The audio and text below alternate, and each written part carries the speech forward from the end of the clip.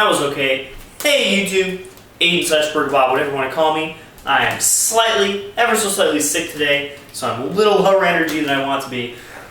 But I really want to talk about this. I've been playing with some trombonists that are really good at this, and it's made me better at it. I want to talk about center. Playing in the center of the instrument. So let's talk about the definition, my definition of center.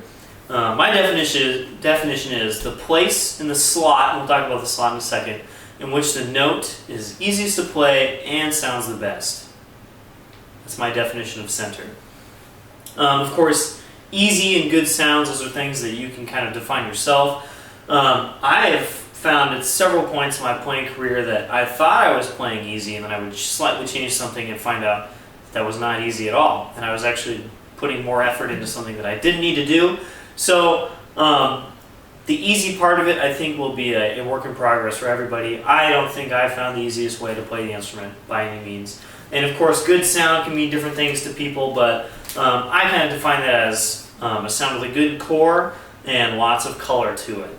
And you can have sounds on both sides of that spectrum, sounds that just have a ton of core, and sounds that have a ton of color, and not a lot of both. Of course, those are rare, but I want something that has both. So there we go, that's my definition of center. Now, since some of you guys don't know what slots are, let's talk about slots. Every partial on your instrument, and of course we play a brass instrument which uses the overtone series. I don't really need to talk about that, but every partial has its own slot in which you can play in one position without using the slide. You can play like a certain range of pitches. For instance, third partial, which should be F, that's pretty close to the center of the slot. I don't know if that sounds super great right now, but let's explore the full range of that slot real fast.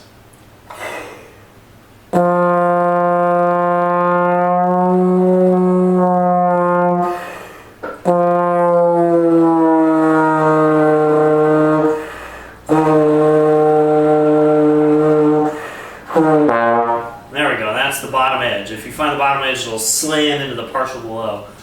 It's about, I'd go maybe almost a minor third down. I can go not quite a half step above. So you have at least a minor third of range on the third partial slot.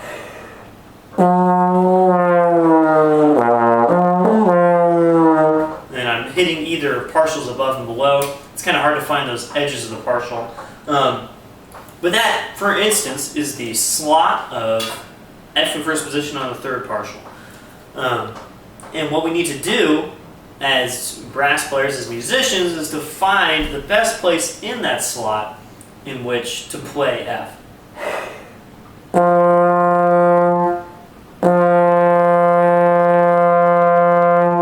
I waffled a little bit on the first note, it was a little high, and then I relaxed and just kind of just gave it a little warmer air. And on the second one I went a little lower, and the sound kind of opened up a little bit.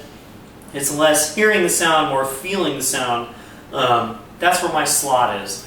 I think Jay Friedman says the best sound is in the upper third of a slot. And what I think he means by that is he's talking about the entire slot, including all the false tone kind of bad sounds. He's talking about the upper third. So the upper third encompasses kind of a lot of the slot and might be a little bit lower than a lot of people are used to. What else did I have to say about slot? I had to write a script for this one. So every horn is different. Every horn has different slots. Each slot is different, of course. If I look at the pedal slot, I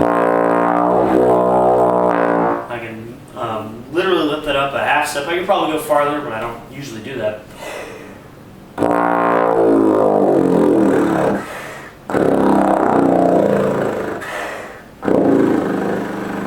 And I can go down.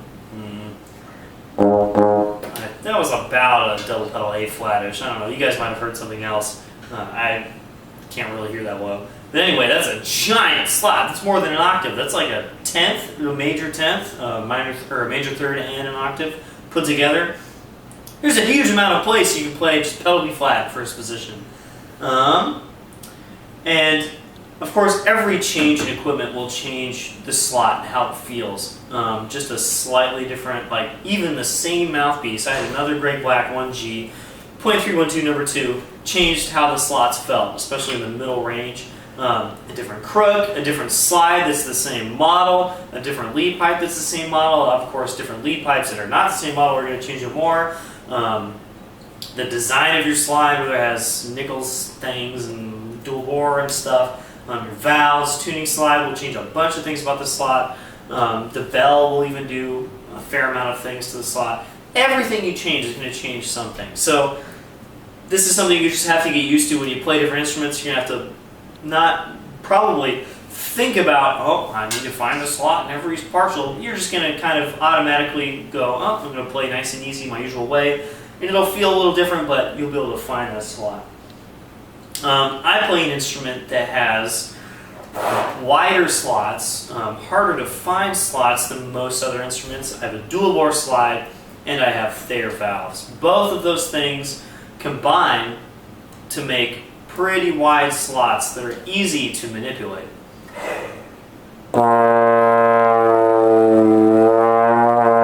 I don't have to try very hard at all to make that second partial, the low B flat partial, go very far in either direction.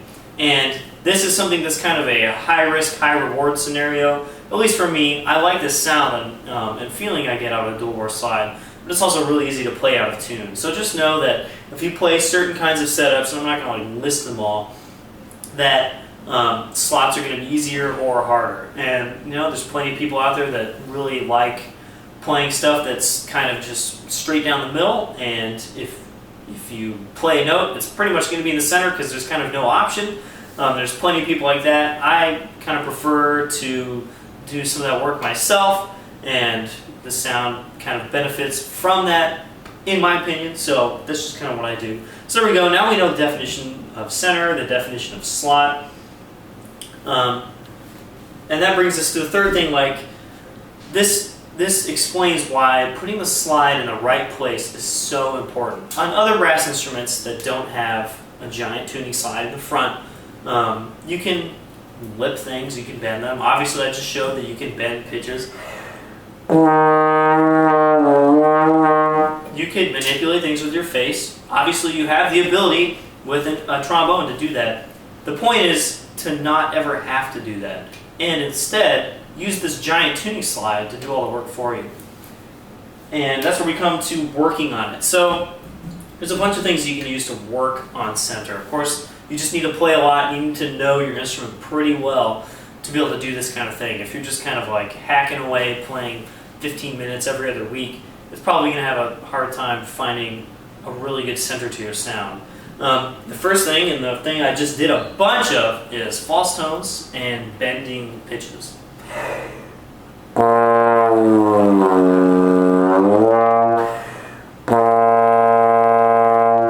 So if you explore every slot as far as you can, you're going to really kind of find where that easy place to play is. Oh, and miss some notes as well.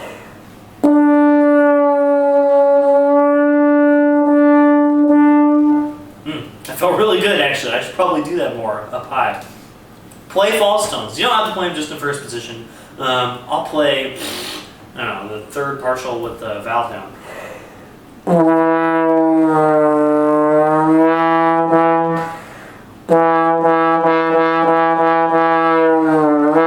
And then the second, or no, fourth partial with valve down, third partial without the valve down.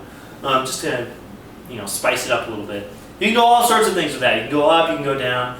I like to go down more just because it's more relaxed. If you go up, you're using tension to go up, and I don't really like that, so I don't do it as much. Glisses, obviously. We use a gliss not because it's just fun to go wow, wow, but also because it forces you to relax and let the horn do the work. If you play a gliss from F to C to F, and you force the issue the whole time,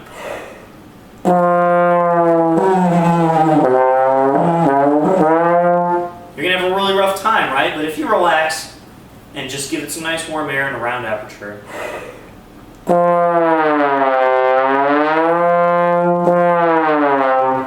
actually had a hard time. Let's see, where was that?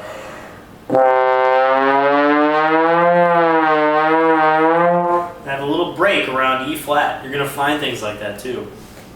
But if you play glistas in every range, you really force yourself, not by using force or tension, but by making yourself not do anything. Force yourself to not do anything throughout all these different ranges. You're going to have a lot easier time staying in the center of the horn. This is something I hear a lot in every player, really, is some people are really comfortable playing high, some people are comfortable playing middle, some people are comfortable playing low. I guess reverse all those, low, middle, high, since you guys are looking at me. And for instance, people that are comfortable playing high will kind of be comfortable with that and force everything else up to that. So they'll play low, very sharp, very, kind of trying to put a lot of effort into it because they're trying to play up here. And they're not playing in the center of the horn as they go down. People who are comfortable playing in the middle, which is probably most people, will play high, a little bit flat, and a little forced, and play low, a little bit, a little sharp, a little bit tense.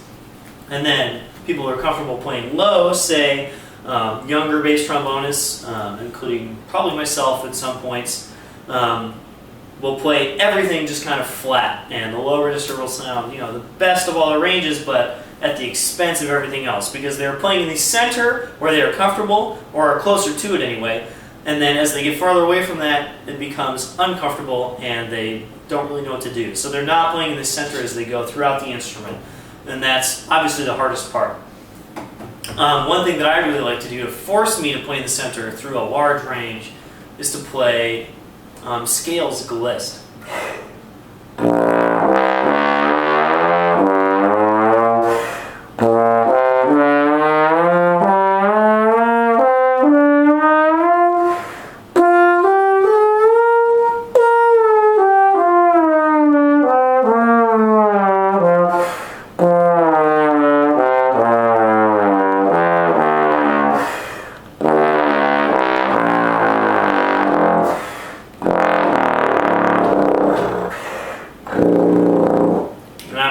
Take more breaths than I really want to, but that'll force me, and you can hear probably in the very high stuff, not really completely playing in the center. Maybe my slide placement isn't accurate, and so everything's just kind of a little flat, a little too wide, and I totally accept that. It's something I'm working on. But that's something that's really good for you to play super wide range scales.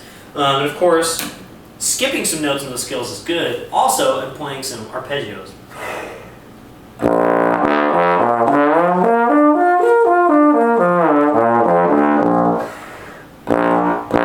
As I got to the bottom note, I was a little too tense and it was a little sharp and not a great sound. So there you guys go. I'm going to talk about more about this later. This is just kind of a primer on center. Just check it out, kind of listen to your own playing, be like, am I playing in the center? This is something I'm really noticing in my own playing with other people who are way better than me. And I hope it can help you out. See you guys next time. It's been good.